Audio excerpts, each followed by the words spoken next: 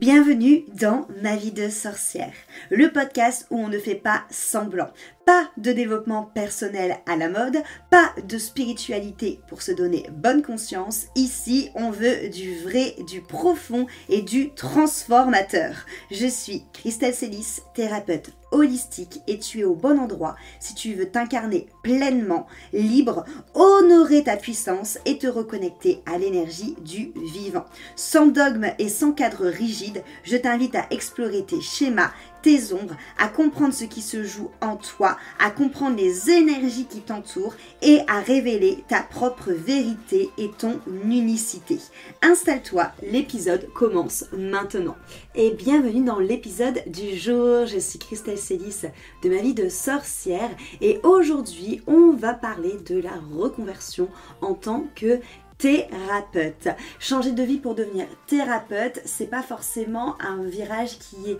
simple professionnellement parce que ça va déjà partir vraiment de quelque chose qui est une passion, qui est un appel, qui résonne dans le cœur, qui résonne dans notre âme, qui résonne dans notre essence, qui résonne dans nos tripes et qui est parfois pas évident à prendre comme virage parce que c'est aussi un métier qui peut faire peur par le fait de pas forcément être accueilli comme il se doit dans notre société actuelle, par le fait aussi que du coup c'est des parcours professionnels qui vont sortir du cadre, on va dire, de ce qu'on a l'habitude de voir, de ce qu'on a l'habitude de faire comme études, de ce qu'on a l'habitude de faire comme formation, et ça demande aussi beaucoup d'écoute de soi, beaucoup de courage aussi pour se confronter au regard des autres et surtout aux peur des autres, et pourtant c'est une envie qui est très puissante. C'est quelque chose qu'on sent vraiment qui nous transcende, c'est vraiment quelque chose qu'on sent qui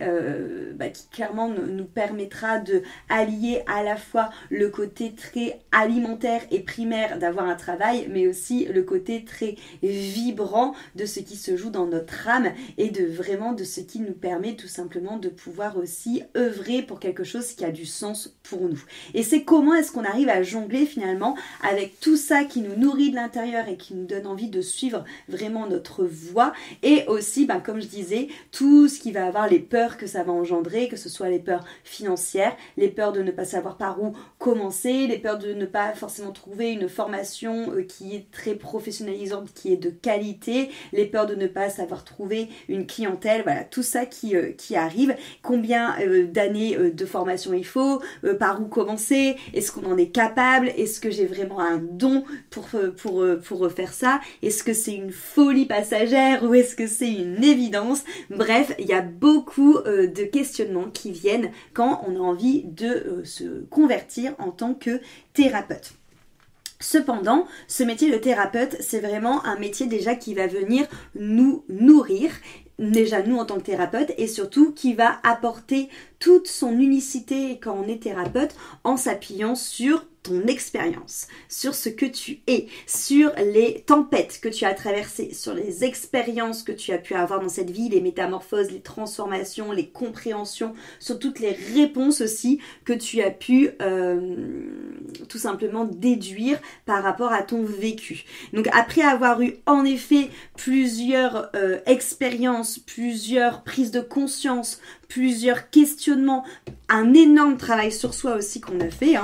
j'appuie énormément là-dessus, c'est tout naturellement aussi qu'on va avoir tout notre métier de thérapeute qui va gagner en profondeur, qui va gagner en justesse, qui va gagner aussi un peu en ce savoir-être, qui va nous permettre et nous apprendre à avoir cette capacité aussi à accueillir l'autre tel qu'il est, à l'accompagner sans faire de projection. Et ça, c'est super important parce qu'on oublie aussi que pour être un bon thérapeute, avant tout, il faut oser travailler sur soi, oser se regarder, et comme j'aime bien le dire, pas le faire en mode pour faire genre ou de surface, mais vraiment le faire réellement, parce que tu pourras pas accompagner pleinement une personne avec toute ta qualité et avec vraiment tout ton cœur et avec vraiment toute ta présence si tu n'es pas foutu va avoir déjà fait pour toi, parce que ce qui va se passer, c'est qu'il va juste avoir des projections que tu vas faire sur l'autre, et ça, c'est super dangereux. C'est super dangereux, et c'est surtout pas du tout ce que recherche la personne qui vient te voir. Donc c'est vrai que lorsque on veut être thérapeute, c'est hyper important déjà de venir travailler sur soi, déjà pour venir lever ses propres blessures, ses propres faim, ses propres croyances, ses propres blocages, et pas les plaquer sur l'autre et pas faire un transfert sur l'autre. Et aussi c'est hyper important de venir travailler sur soi et d'avoir des expériences, de se former, de venir utiliser aussi plusieurs outils, et au-delà de tout ça, j'ai même envie de dire de travailler sur sa confiance en soi pour passer aussi sur ce qu'on voit très très souvent lorsqu'on est thérapeute, tout ce qui va être les problèmes d'autosabotage, tout ce qui va être ces problèmes de légitimité où on se sent pas assez légitime pour accompagner les gens, et tout ce qui va être les problèmes de rapport à l'argent et de mérite. Parce que c'est vrai que le métier de thérapeute aussi, c'est un métier, au-delà du fait qu'on doit travailler sur soi pour être un bon thérapeute qui arrive à prendre de la distance et avoir assez de clairvoyance et de discernement, c'est un métier qui n'est pas reconnu, comme je disais justement, dans notre société, et donc qui va apporter déjà c'est déjà quelque chose qu'on ressent quand on est dans tous les cas entrepreneur, mais par ce métier de thérapeute qui va en rajouter une louche, on va dire, sur tout ce qui va être ce travail de légitimité, ce travail de confiance en soi, tout ce rapport où il faut travailler dur pour gagner de l'argent, et tout ce rapport aussi de relation à l'argent. Donc c'est hyper important de comprendre que c'est un travail sur soi, l'entrepreneuriat, et encore plus quand on est thérapeute, pour aussi apprendre de plus en plus à mieux se connaître et à voir aussi parfois des conditionnements qu'on a qui peuvent parfois freiner aussi notre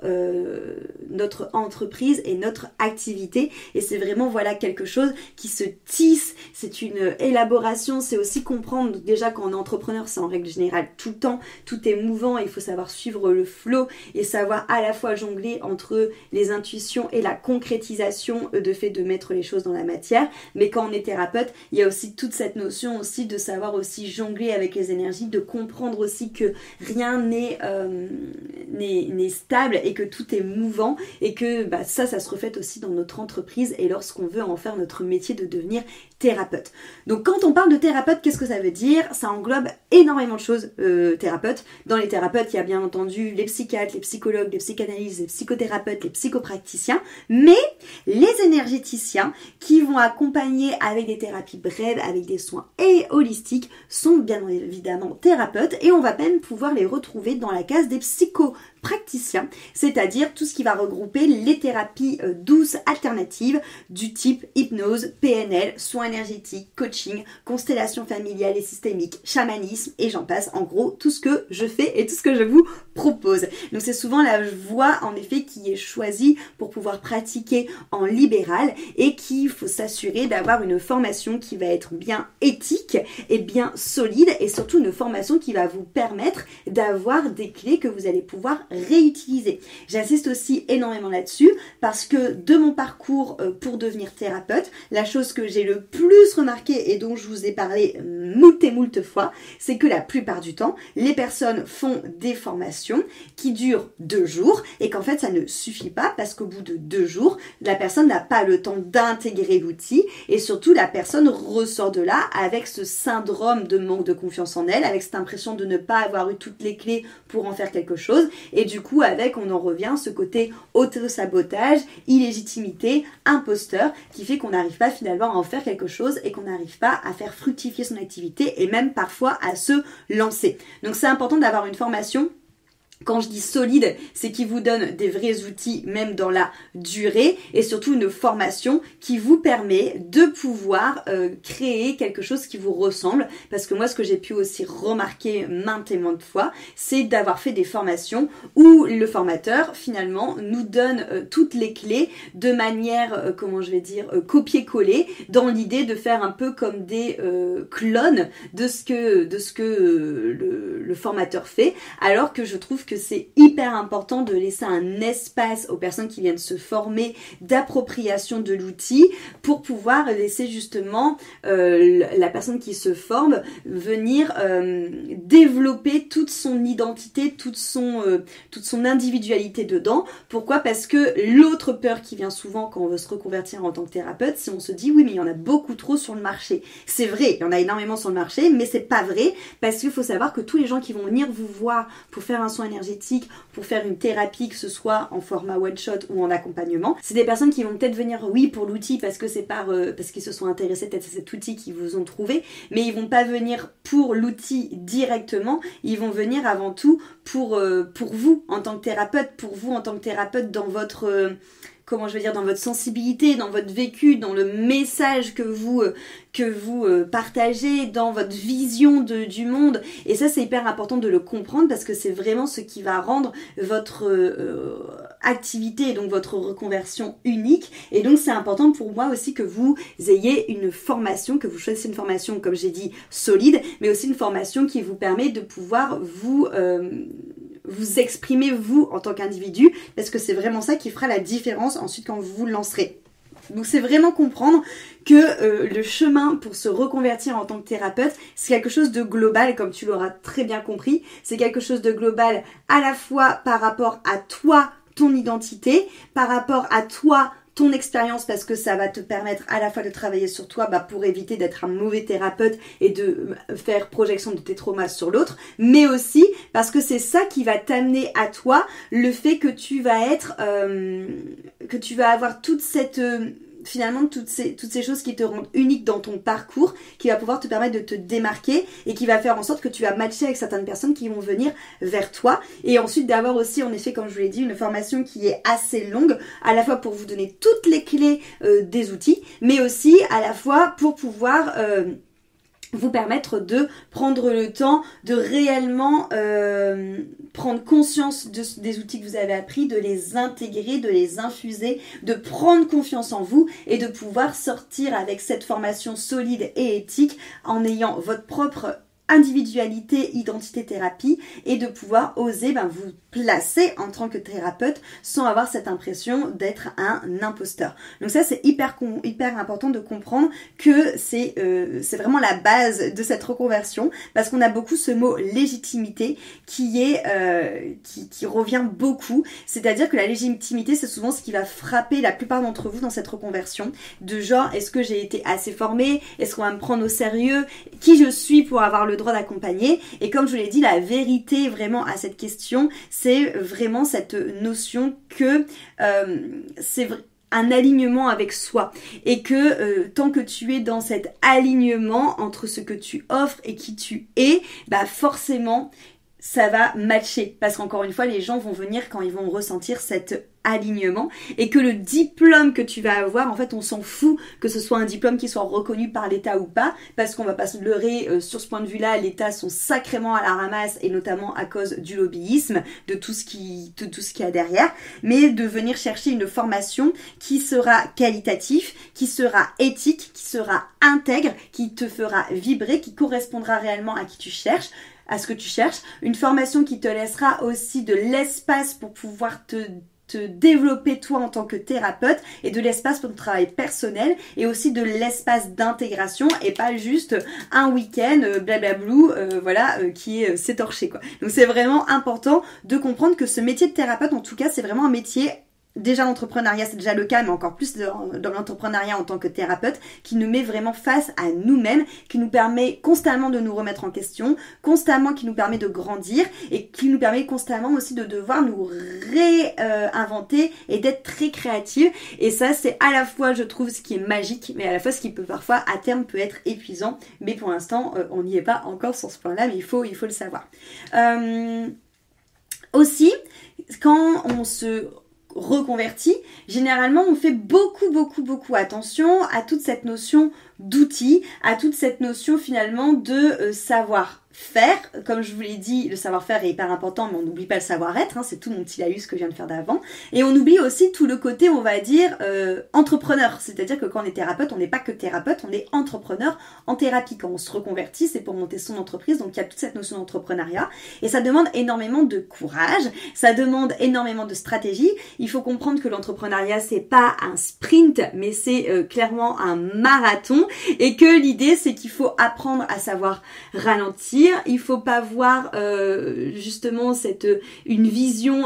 et être en impatience sur cette vision. Il faut savoir aussi s'organiser autour de cette vision. Il faut savoir aussi s'organiser autour de sa vie actuelle, c'est-à-dire si vous avez des enfants, si vous avez justement un autre travail que vous gardez à côté, si vous avez d'autres responsabilités, et comprendre en fait aussi que lorsqu'on s'engage à monter son activité de thérapeute, ça demande de l'ancrage, ça demande de la résilience, ça demande de la patience, et ça demande aussi, comme je disais, tout ce qu'il y a autour. Et ça, c'est vrai que dans les formations qu'on peut voir aujourd'hui pour devenir thérapeute, on vous apprend encore une fois beaucoup l'outil, donc le savoir-faire. On vous oublie totalement le savoir-être parce qu'on vous apprend pas forcément à vous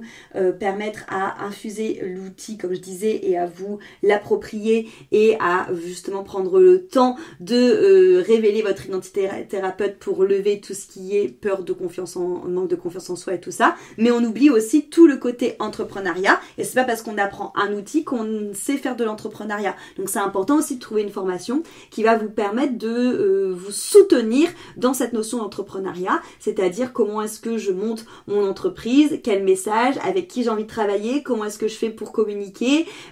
comment est-ce que je propose mes offres, est-ce que je propose un accompagnement, combien de séances, quel prix, qu'est-ce que ça comprend. Voilà, ça c'est hyper important de venir aussi se réaligner avec cette réalité-là, parce que si quand, on va pas se leurrer, quand on cherche à se reconvertir, on va forcément aussi chercher à toute la dimension financière aussi de cette reconversion. La dimension financière de cette reconversion, c'est quoi ? C'est déjà le fait de venir investir financièrement dans des formations. Alors, moi, j'ai énormément investi d'argent dans mes formations en tout genre, que ce soit des formations pour des outils, que ce soit des formations d'accompagnement pour mon entreprise, et ça a toujours été des merveilleux investissements. Il faut sortir de cette crainte de l'investissement sur soi. Vous êtes capable d'investir, je sais pas moi, dans du consommable, comme par exemple, je sais pas, un parfum ou un produit make-up qui va coûter gavé cher, mais qui, une fois que le flacon sera fini, il faudra juste en acheter un. Mais vous galérez à investir, surtout que la plupart des formations proposent des paiements en plusieurs fois. Vous galérez à investir parfois dans cette même somme, mais en effet qui sera plus récurrente, mais qui à terme, au bout de tant de mois de votre formation et de vos paiements, vous apportera quelque chose qui va rester, c'est-à-dire les bases de votre conversion, les bases de votre entreprise, les bases de votre activité. Donc ça, c'est vraiment important de comprendre que oui, il y a une dimension financière à prendre en compte, que oui, il faut investir sur soi, parce que l'investissement sur soi, comment est-ce que vous voulez qu'il y a des gens qui viennent vous voir et qu'ils investissent sur eux pour être accompagnés avec vous si vous-même vous investissez pas sur vous ? Enfin, tu vois, il y a clairement une dissonance en fait. Tu peux pas prêcher aux gens que c'est important d'être accompagné, que c'est important d'investir sur soi pour créer la vie qu'on veut, parce que c'est souvent le discours général, on va dire, qu'on a en tant que thérapeute, si toi-même t'es pas capable de le faire. Donc déjà, il y a ça vraiment à observer et de vraiment aller chercher ces formations qui vont être un coût financier, mais qui vont vraiment vous permettre de vous appuyer dessus pour créer votre vie de demain et pour créer votre activité professionnelle de demain. Et comme je disais, après ça demande aussi de dépasser tout ce qui va être mis en exergue quand on se met à son compte, c'est-à-dire le syndrome du sauveur, le syndrome de l'imposteur, les tabous sur l'argent, les croyances que la spiritualité c'est un don et qu'il faut tout faire gratuit et les croyances aussi qu'il faut se tuer à la tâche pour que ça fonctionne et du coup s'épuiser, se sacrifier, et le burn-out, tout ce qui va être autour de votre valeur, de votre confiance en vous, de la valeur que vous vous donnez et de pourquoi est-ce que j'ai le droit d'être reconnu ou pas d'être reconnu. Enfin bref, tout ça, ça va être quelque chose qu'il faut travailler en parallèle des formations. parce que ça peut vraiment être des choses qui peuvent vous mettre des bâtons dans les roues, hein, donc c'est vraiment important aussi de pas faire l'autruche avec ça et de regarder tout ça et de prendre tous ces